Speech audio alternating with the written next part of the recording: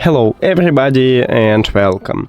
In this video I'm going to show you how to charge your earbuds Sony using your phone.